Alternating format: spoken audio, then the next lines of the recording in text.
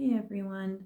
So, um, I live in Edmonton, Alberta.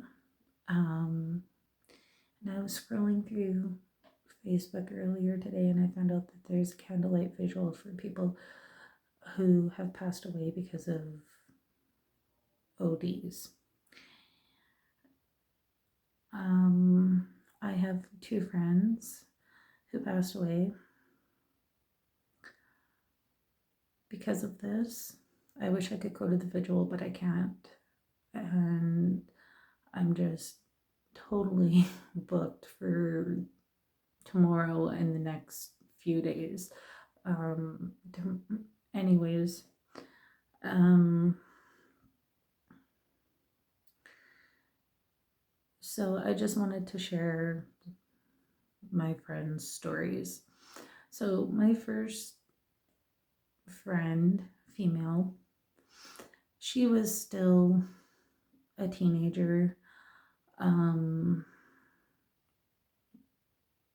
she passed away in 2011. She was drinking and doing pot and I think one other drug.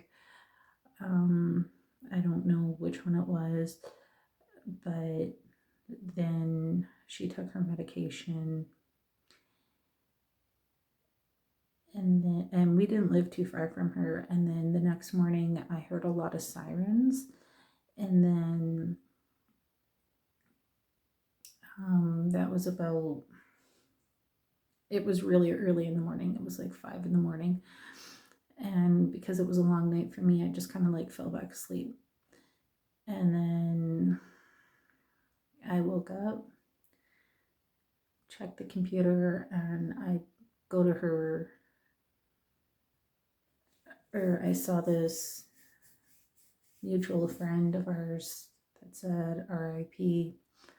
And the first thing I do is I go to my husband's stepmom's page, and because her name was the same as my friend's, and I'm like, okay, it's not her. So I go over to my friend's page.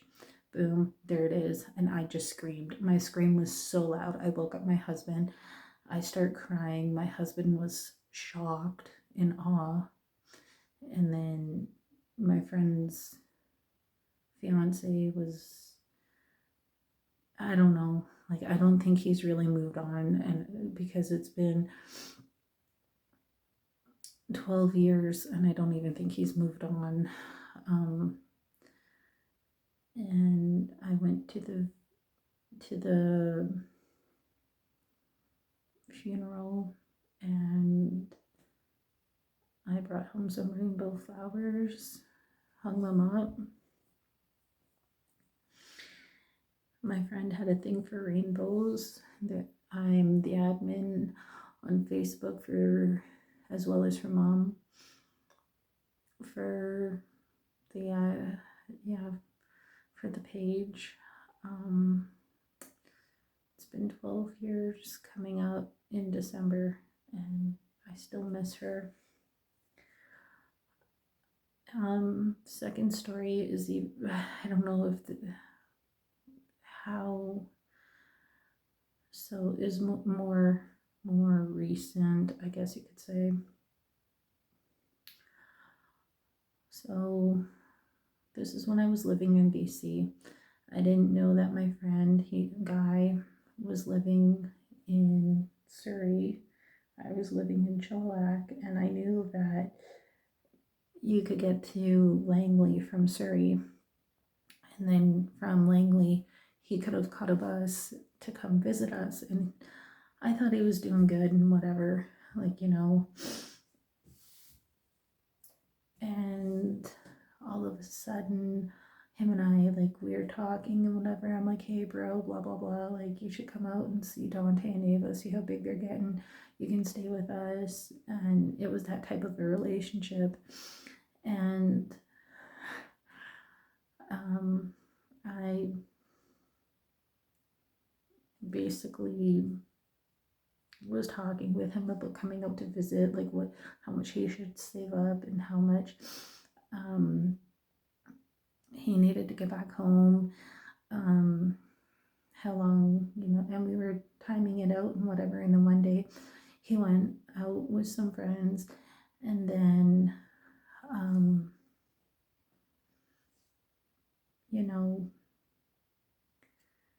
I hadn't heard from him all day.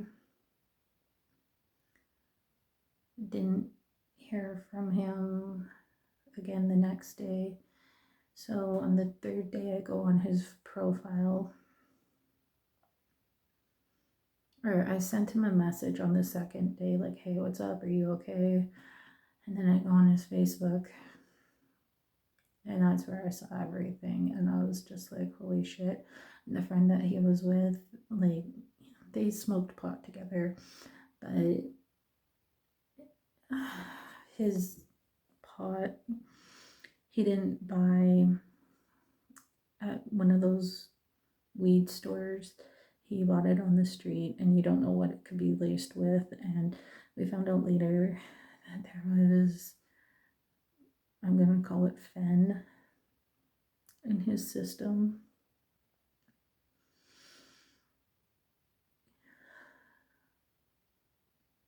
He passed away in Surrey on what the street people call the Hill.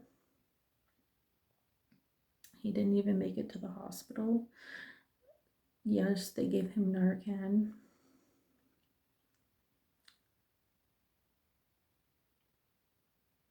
And yeah, he just didn't make it. The thing that gets me is that we were making plans to see each other, and he was like a brother to me.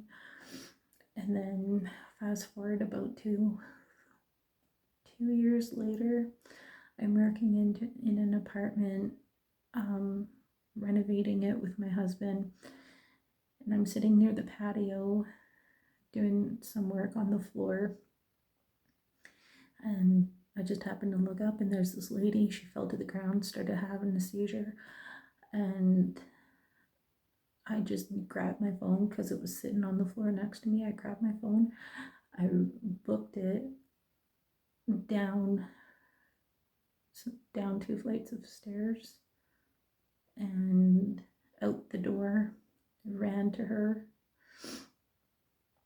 As I'm on the phone with 911, gave them my address, or gave them the whereabouts of where I was, because it was in an alleyway.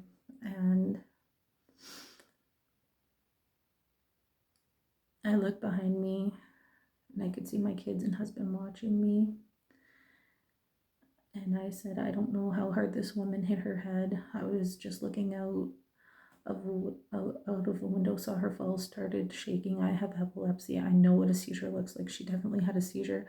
I know I have seen her on Skid Row before. So, and there's marks on her arms. I can tell she's homeless. I don't know if she's on drugs or not, but my guess is yes, she does do drugs. Paramedics had Narcan. They gave her oxygen.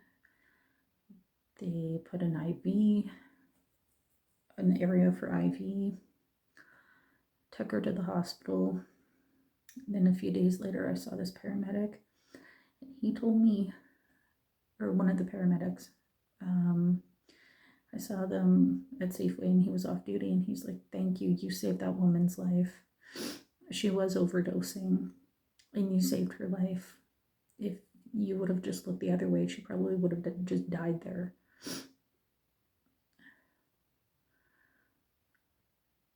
So I think my two friends gave me the strength to run to that woman and save her life. Again, I really wish I could go to this vigil that they're having here in Edmonton, but I can't. So I'll probably put a candle in my window for my two friends.